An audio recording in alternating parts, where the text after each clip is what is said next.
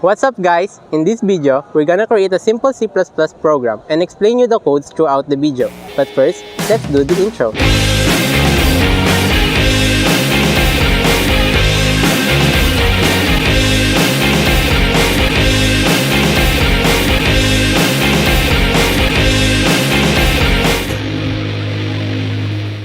Before we do the whole C++ program, let us first know our objective.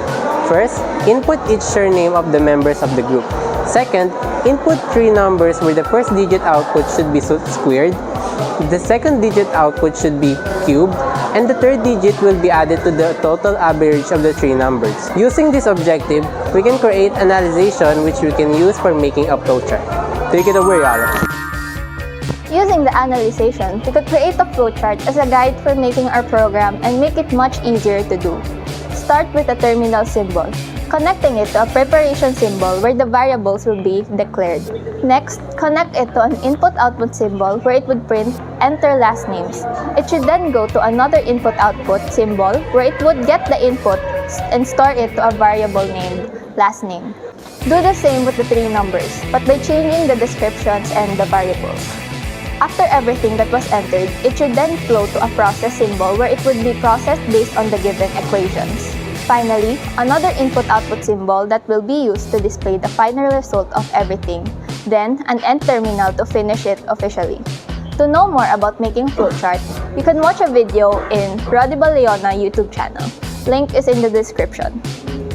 Using the flowchart, we can now do the program. Start by including the header file library or simply header, which is the IO stream, string, and cmath. The iOS stream makes the whole program functionable so that it can read and write the console.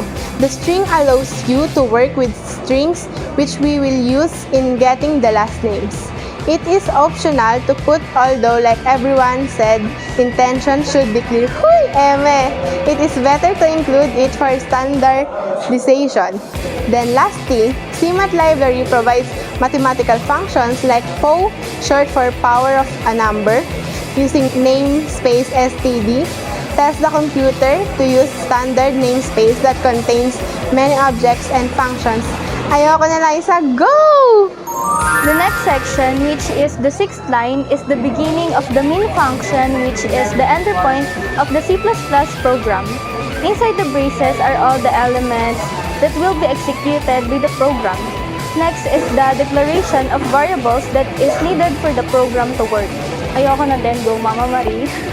Now that the variables are declared, we need inputs. The first input to get is the member's last name, which we can get by typing cout, a standard output screen for displaying message and prompting user to enter their last names. The quote and unquote is called a literal string. What is typed inside the literal string is displayed the same as looks. On the next line, we will put a cin, an input stream that is used to read data. Along with the extraction operator, it should be connected to a variable given, which in this case, the variable last name, the same is done to the three numbers but with different variables and given descriptions. The next step is to process every data. The double type is used and the variable name square is for the first number. The equal sign is for assigning the value. Po is used to multiply num1 to the power of 2, as well as num2 to the power of 3 for the second number. To calculate for the average, we just need to add every number and divide it to 3. To display results, use cout and insertion symbol again. A literal string saying a description of the results. Put an insertion symbol again, and this time, instead of literal string, we will put the variable name, last name, where the last names are stored. Type an insertion symbol again and use endl, used to insert a new line character. And the main function with return exit success.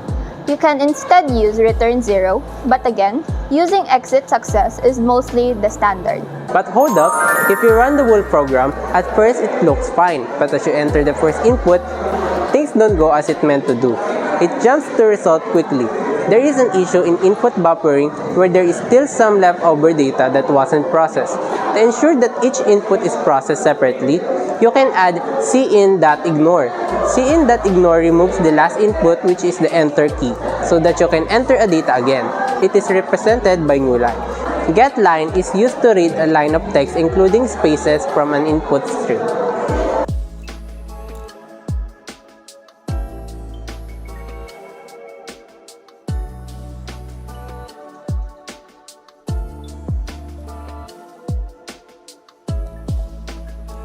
There you go, a completely working C++ program. We hope you enjoyed the video. Be sure to like, subscribe, And make sure to follow us on our social media. Thank you everyone. Goodbye!